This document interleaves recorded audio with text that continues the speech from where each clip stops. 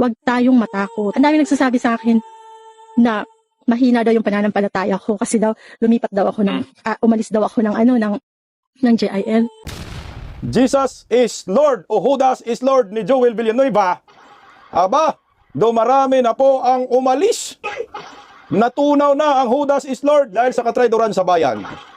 Ganyan po talaga ang magiging resulta sa isang relihiyon na kapag ang kanilang mga pastor ay mga bulaang propita. Mirese! Talagang nabaon na ho ito sa karma.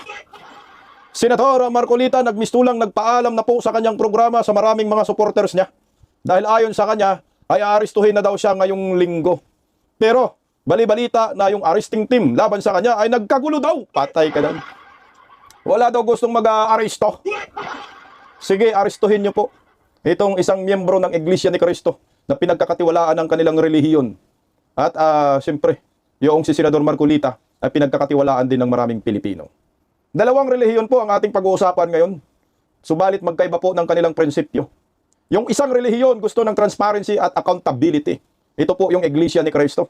Nakikita po natin ang kanilang pagpursigi na managot ang mga kawatan sa gobyerno at nagkaroon po sila ng rally daan sa Quirino Grandstand, 2 bisis na po. Subalit ay ngayon nagkaroon ng kontrobersya dahil po si Senador Marcolita ay kinasuhan ng plunder na ngayon na nga ho, mukhang aarestuhin na daw po siya. Yung isang relihiyon naman ay relihiyon ng Judas is Lord. Relihiyon na walang prinsipyo, walang bayag at mahina ang pananampalataya. At natakot kay Jesus Crispin Remulla, hindi natakot kay Hesus Cristo, ang relihiyon na tinagurian na ngayong Judas is Lord. Kaya kayong mga miyembro dyan ng GIL, magsilayasan na kayo dyan. Hindi deserve nila na nasasamahan ninyo na magsamba kayo sa kanilang mga sikta. Yung leader nila, walang kwenta traidor. Magandang tanghali po sa ating lahat. Pa-like po muna, pa-share, pa-subscribe at pakipindot po ang inyong mga notification bell para lagi po kayong updated sa ating mga video. Unahin na po natin yung isang relihiyon ni Judas is Lord na talagang sagad na po ang karma sa kanilang relihiyon. Marami na pong nag-run sa social media ng mga miyembro ng GIL. At isa sa pinaka-trending po na rant ay ito. Si Catalia. I think isang OFW po ito, no? Hong Kong ba? Hindi natin alam kasi dyan daw sa Hong Kong maraming miyembro ng GIL. So marami na rin doon pong kumalas. At malalaman daw bukas kung may magsimba pa ba sa kanilang simbahang piki. Ang sabi kasi dyan ni Catalia, paalam GIL, nakakalungkot lang. Isipin na sa ganitong dahilan ko pala lilisanin ang church na ilang dekada ko din kasama. I was baptized since 1999. Sa'yo, Joel Villanueva, bahala ka. Bahala ng Diyos sa'yo. Batid naman natin. Ano ang sinapit ni Judas? Panghuli, mas takot ka pala kay Jesus Remulla kaysa Jesus na dumipa sa'yo sa cross. Yan ang maliwanag dyan. Oh, anyway, highway. Ito talaga yung sasapitin sa isang sikta, sa isang relihiyon na walang paninindigan. Na nagmistulang mga bulaang propita. At walang kwentang mga pananampalataya, mahina. Yung mga sinasabi dyan sa Biblia, hindi sinasadula, hindi ay sinasabuhay. Kumbaga, scam ito, scam. No? Pakinggan po natin yung, I think si Catalia po ito nag-video. Panoorin natin. Huwag tayong matakot. Ang daming nagsasabi sa akin na mahina daw yung pananampalataya ko kasi daw lumipat daw ako umalis daw ako ng JIL. Sabihin ko sa inyo, ano ba yung pakiramdam nyo? Bawat pagsasamba nyo, punta nyo ng church, makikita nyo yung naghudas. Tama. At kumampi doon sa alam nating saan ka ba ng bayan. Anong mararamdaman nyo? And take note, sabi sa Proverbs, nabasa ko yun, bad company corrupts good character. So bakit ka mag-i-stay doon sa isang place na hindi makakatulong na lumago yung faith mo? Kaya wag yung questionin yung faith ko. Pwede ba? Senator Joel Villanueva, ando na siya sa posisyon niya. Ando lahat ng chance na maipagtanggol niya yung bayan natin laban sa mga kurakot. Pero anong ginawa niya, di ba? Yung ina-expect natin na akala natin ay dahil sobrang kung banggitin, kung gamitin ang Diyos sa mga pananalita niya, sobra-sobra talaga. Diyos ko, Joel Villanueva. Putang ina, nakakahiya nga ako sa akin lang sa mga miyembro ng GIL. Umalis na po kayo. Diyan sa relihiyon na yan, hindi po deserve ng Judas is Lord na sasamahan ninyo until kingdom come. Kailangan po ninyong mamili kung ang gusto ninyong mananampalataya kayo sa Diyos. Layasan nyo itong Judas is Lord. Tama naman si Madam. May chance ka na, Joel, para ipagtanggol ang bayan. Pero anong ginawa mo? Sumanib ka pa diyan sa mali-malitagang. Buti itong mga miyembro ng GIL, malawak ang kanilang pag-iisip. Kasi oo nga ho naman, magsisimba ako. So pagsisimba ko, maririnig ko yung boses ng isang traidor sa bayan, Judas. Pusta, di ba ho, tatayuan kayo ng balahibo dyan? Aba, siyempre, hindi ganun na ang pananampalataya. kailangan mo na ng palataya ka at makikinig ka sa mga nagwawali, makikinig ka sa nagsasabit ng salita ng Diyos. Kailangan wala kang pag-alinlangan na maniwala sa Kanya. At dapat malinis po ang konsensya at budhi ng isang pastor na nagsalita. Kaysa, putsa na ito, nagsasalita, alam mo, traidor. Judas. No? Kaya, siyempre, kahit ilang dekada ka na dyan sa simbahan na yan, sa relihiyon na yan, ay sa ginawa ko ngayon ni Joel Villanueva, paniguradong matutunaw po ang mga miyembro nila. Tingnan mo, meron pa pong, ito na yata yung pinaka-latest na umalis daan sa relihiyon ni Judas is Lord. Ito, oh. Sabi ng nag-post, tingnan mo, mukhang kasama pa ho ito sa, alam mo yung may mga choir ba yan? May gitara siya eh. Sabi na, naka-uniforme pa ng Jesus is Lord. Salita ng Diyos, kinakain nila eh. Pero hindi pala seryoso, namimira lang siguro itong hinayupak ng Judas is Lord. Sabi ni Nalin na Lasaga, paalam na GIL. Isa akong worker sa Jesus is Lord dito sa Hong Kong. Marami nga dyan sa Hong Kong. At wala akong pinagsisihan na umalis. Pangbasdayon mo kay magtigi. Bisaya rin pala yun. Alam mo Joel Villanueva, sayang lang. Alam mo yun. Diyos ko. Nakapundar na kayo ng relihiyon. Mahirap gumawa ng relihiyon. May nakinig sa'yo, may naniniwala sa inyo. Pero ano yung ginawa niyo? Sinayang niyo lang. Dahil takot ka makulong. Sumama ka sa mga kawatan, malitagang, alam ng taong bayan yan. Matutunaw talaga kayo. Eh alam mo naman, karamihan dyan sa miyembro ng Jesus is Lord ay mga Duterte supporters, kagaya ito, Bisaya rin. Maraming mga didiis pala dyan. Ilan na lang matunaw, ilan na lang matira sa inyo. Kayo na lang 3 magbubulahan. Kasama asawa mo, saka tatay mo. Wala nang maniniwala, ano ba? Kasi ako sa akin lang ako, Katoliko ho ako, no? Hindi na rin ho ako nga sumisimba ng Katoliko. Maniwala ho kayo sa akin. Paano po ako magsimba dyan sa relihiyon na yan? Eh yung nagsasalita, anak ng kagwang, nakikialam sa politika.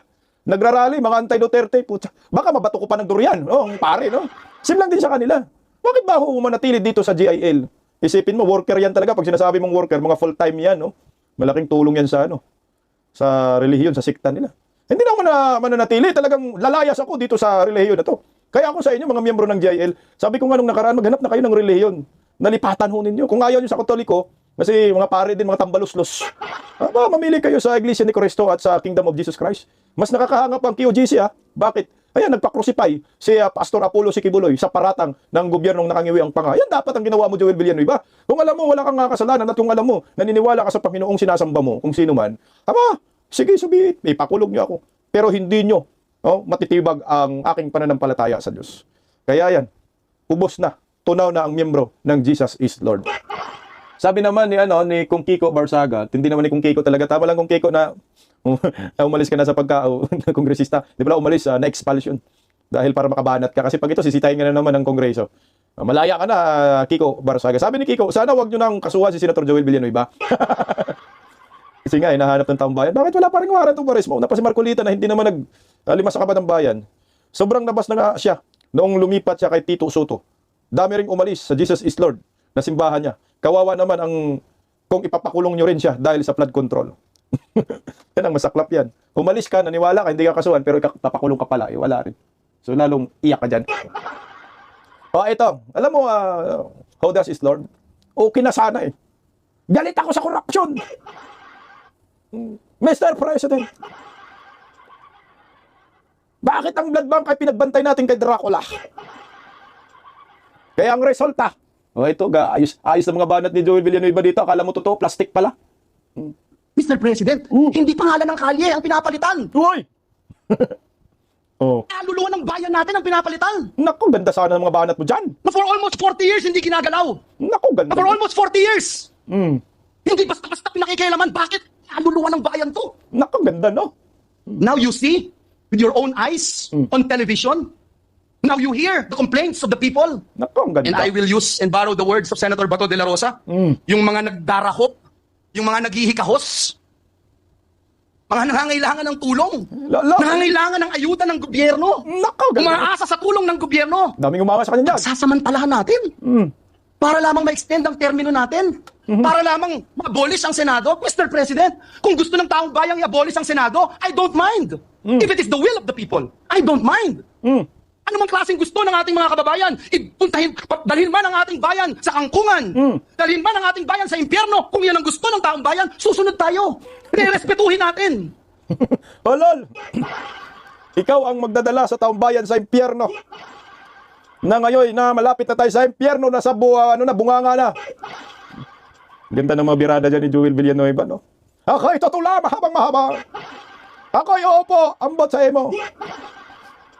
Mga rin na maraming Pilipino dyan, GIL members. So ngayon, nabaliktad. Iyak. Kaya ako, payo ko po sa Jesus is Lord, mga membro. Alis na kayo dyan. Sayang yung pananampalataya ninyo. Kahit anong hikayat po sa inyo ng mga pastor ninyo na huwag kayong umalis, puta, huwag kayong maniwala dyan. Nagmistula silang alam mo yung kulto. No? Oo, scam. Kulto kasi nga, ang ganda ng mga sinasabi, word of God lagi, banal na banal ang datingan. Pero ang kanilang mga ginawa, marka demonyo. Kaya umalis kayo kasi mahawa kayo, hindi magandang ehemplo yan.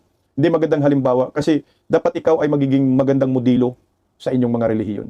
Pag ikaw pastor, pero ang resulta, modelo ka ng isang makabagong Judas Iscariote. Tama ba? O ito, so bagsak na yung isang relihiyon na Jesus is Lord, magiging Judas is Lord na. Legit tunaw, matutunaw po itong relihiyong ito. Pero kabaliktaran naman dito sa Iglesia ni Cristo. Alam mo sa Iglesia ni Cristo, lalong dadami po ang kanilang relihiyon para sa akin.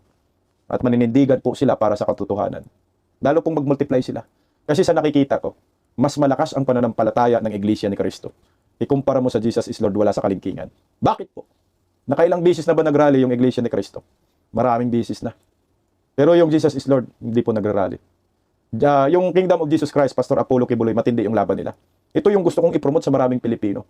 Kung ayaw nyo na magsimba sa relihiyon ng Katoliko at kung ayaw nyo na magsimba sa Jesus is Lord, magsimba na lang po kayo sa Iglesia ni Cristo at sa Kingdom of Jesus Christ. Dahil sigurado po, yung mga pastor nila ay naninindigan para sa katotohanan at para sa bayan. Kagaya ito nangyayari ngayon kay Senador Marcolita. Kahapon po sa Saganang Mamamayan, nagmistulang nagpaalam na po siya sa kanyang mga supporters. Nagmistulang parang ito na yung last ko na Saganang Mamamayan dahil aaristuhin na po ako. Pakinggan po muna natin ang banat ni Senador Marcolita tapos sa dulo nagpaalam na po siya. Narito. Patuloy na nagaganap. Unang-una, akala ko nung makuha namin ng beat, ay may pagpapatuloy namin ang pagdinig sa Blue Ribbon. Ngunit nandun na yung isara nila yung Senado dahil meron daw security issue at nandun na pauwiin ang aming makawani, work from home. So, yung maliit na puwang na yon na may sa katuparan sana namin ng isang legitimate na pagdinig, pati yung napigilan nila eh. Opo, at sasabihin hindi daw kayo trabaho kasi gano'n ang nangyari. Yung June 4 na nagawa namin, halos questioning pa nila kahit na nagamit namin ng session hall, pero wala kaming Blue Ribbon committee staff na nag-assist sa amin. So, yung huling bahagi sana, na maaaring matawag namin na huling-huling pagdinig na lang, hindi rin May sa katuparan. natuloy yun Opo. dahil nga nakasara ang Congress. Ginawang garrison sa Senado. Parang garrison ng Hapon. Pero makikita sana ng ating mga mamamayan na sumusubaybay na gusto nating gampanan ang tungkulin natin sang-ayon doon sa pamamaraan itinatadhana ng aming mga tuntunin, lalong-lalo na yung batas. Opo. Pero talagang gumawa sila ng paraan para pigilan kami hanggang nga sila ay magkaroon ng power grab noong June 3, Opo. na kung saan kahit na 12 lang ay pinilit nila na gawin ang sarili nila na sila na ang namiminuno sa Senado. Opo. Yun ang dahilan kung bakit yung pinakahuling pagdinig sana na aming magagawa pa dahil kami naman ang legitimate na nahirang, ay hindi na namin tuluyang naituloy. Ang halip, sa halip ay pinagtyagaan nilang talagang pigilin lahat ito.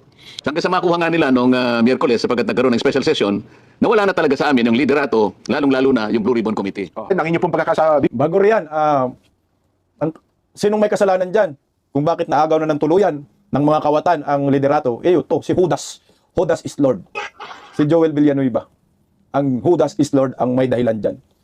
Wala nang Blue Ribbon. Nakakalimutan na. Sayang yung sakripisyo ni Bato. Sayang yung sakripisyo ni Jinggoy Estrada na nagpakulong at naninindigan dahil dito sa Judas na Villanueva, naglaho na parang bula ang pag-asa. Bilib din ako kay Senador Marcolita dahil lumaban din po. O ito na po yung huli niyang mensahe para sa ating mga Pilipino na tila bang nagpapaalam na po siya kasi may arestuhan na po daw na mangyayari. Sabi pa nga niya ngayong araw o ngayong linggo. Pakinggan po natin. Bigyan mo na kayo ng pagkakataon para magbilin po, mag-iwan ng mensahe sa ating mga taga-subaybay, mga supporters po, at siyempre, mga naniniwala sa inyo, Sen. Salamat pong lahat sa inyong mga nakikinig sa araw na ito. Pasensya na po kayo kung naging maramdamin po ang mga huling pahayag ni Jen Sabarjaga. Opo. Pero totoo po lahat na maaari pong ako'y arestuhin sa araw na ito o kung hindi man ngayon sa mga susunod na araw sa kadahilanan po na kailangan po nila na magkaroon po ng katiyakan na yun pong pag-iimbestiga, yung pagsisiyasat doon sa napakalaking nakawan na nangyari sa kasaysayan ng ating bansa ay tuluyan ng malimutan. Ito lamang ang paraan nila para wala na pong magtatangka na masugid na gagawa ng kanyang tungkulin na tukuyin saan man tayo makarating. Tukuyin ang lahat ng mga taong nasa likod ng napakalaking nakawan na ito sapagkat sila po ay nakagawa hindi lamang ng kataksilan sa bansa, kung hindi napakalaking kasalanan po sa inyo. Lahat po ng mga taong binoto ninyo na nasa likod po ng pagnanakaw na ito, sila po'y pinagtiwalaan ninyo.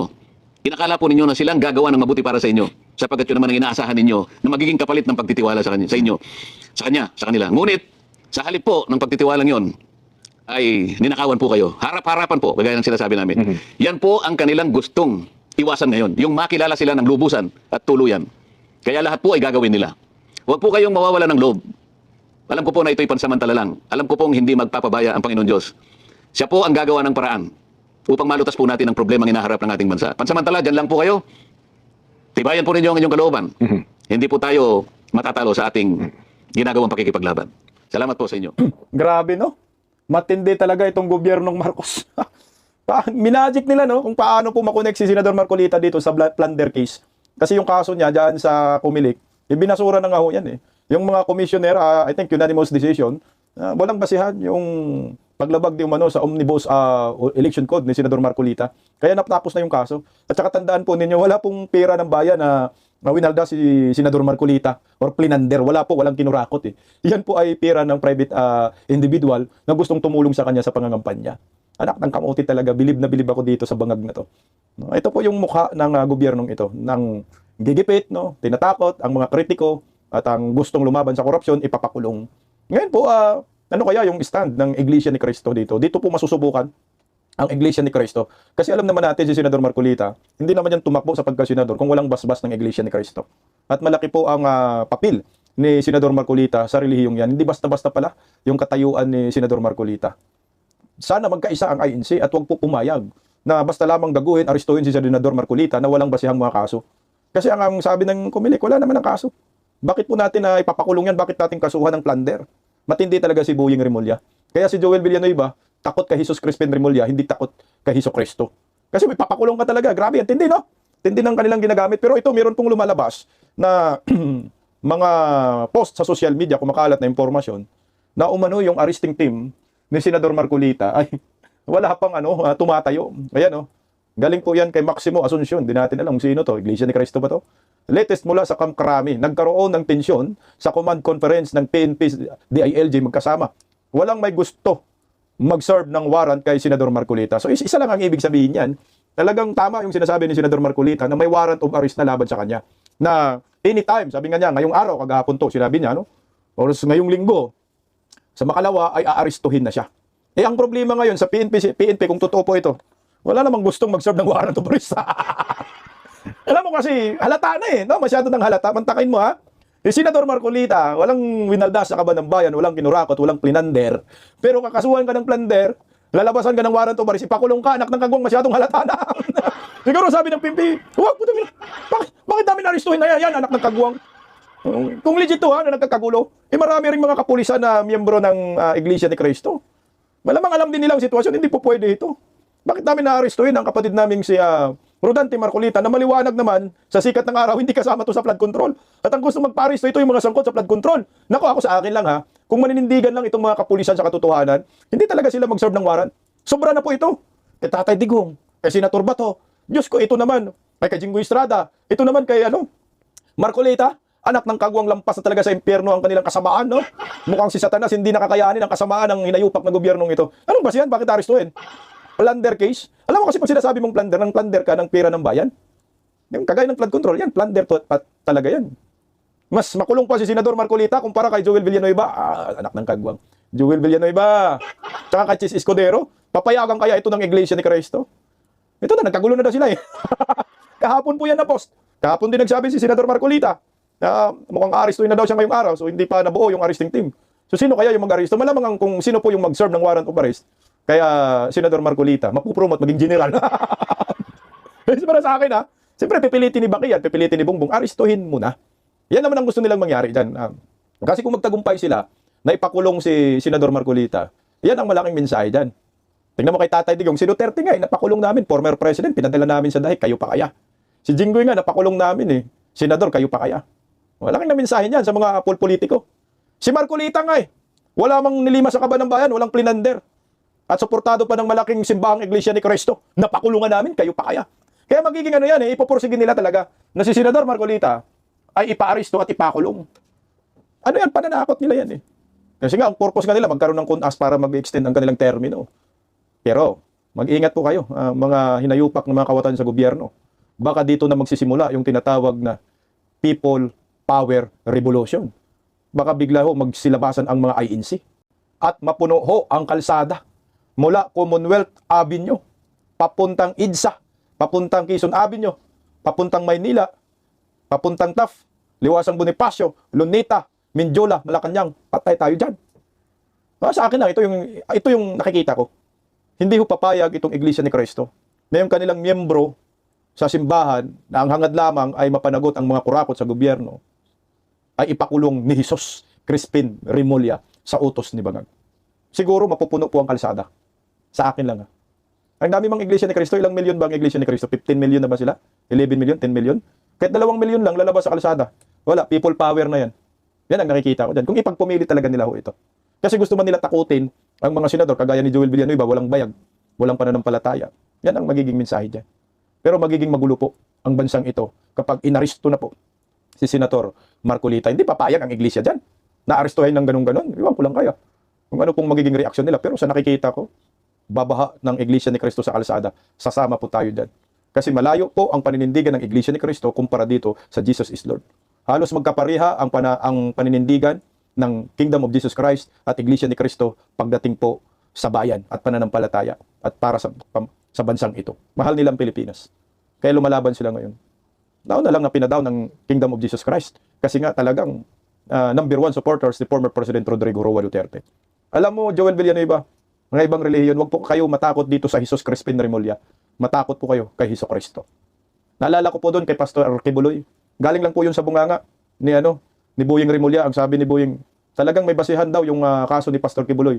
Ayun, nilabasan ng warrant of arrest. Kaya siguro si Joel Villanueva nang sinabihan, maglabas kami ng warrant of arrest, lutong-luto na yung kaso labang kay Joel Villanueva, natakot na. Pero ito rin kay Senador Marcolita, galing din po sa bunganga ni Remulla nang sabi na pwedeng kasuhan ng plunder itong si Marcolita.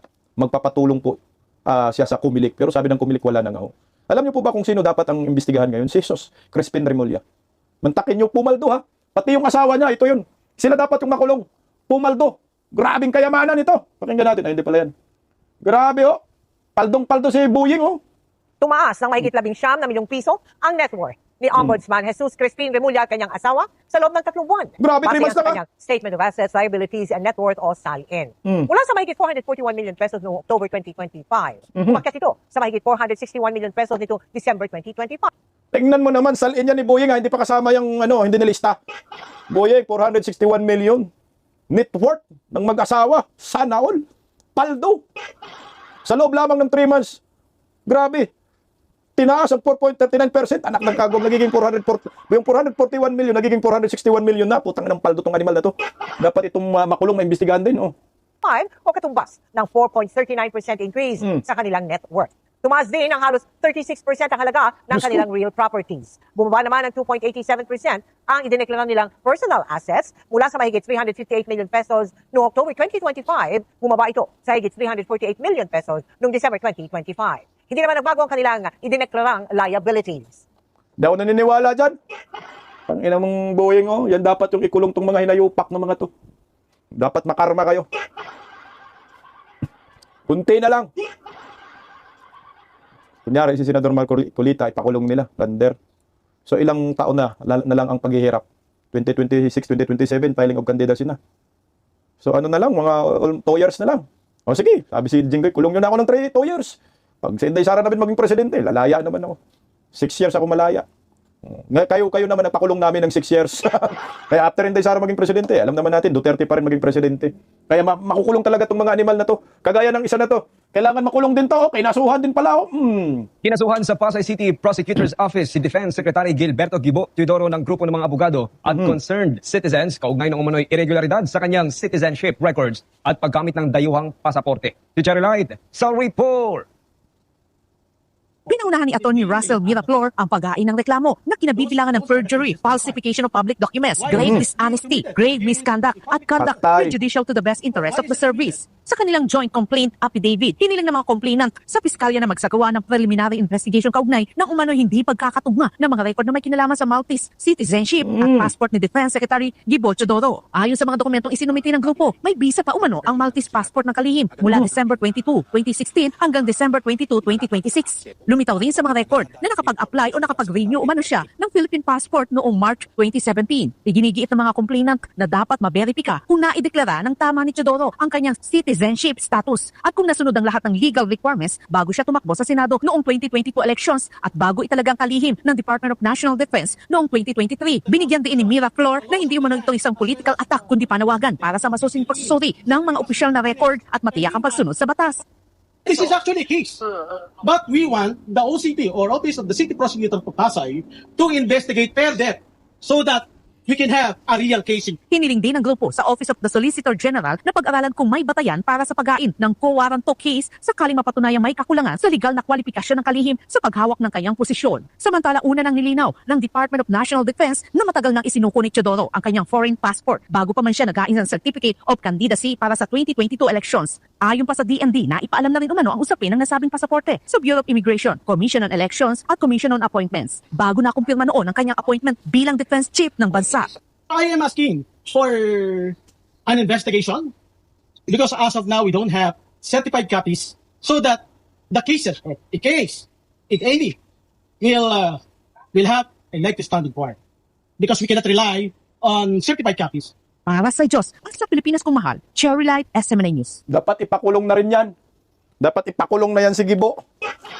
Ang daming mga kawatan ngayon sa gobyerno, malayang-malaya sila. Kawawa lang tayong mga Pilipino dahil niluloko lang po tayo.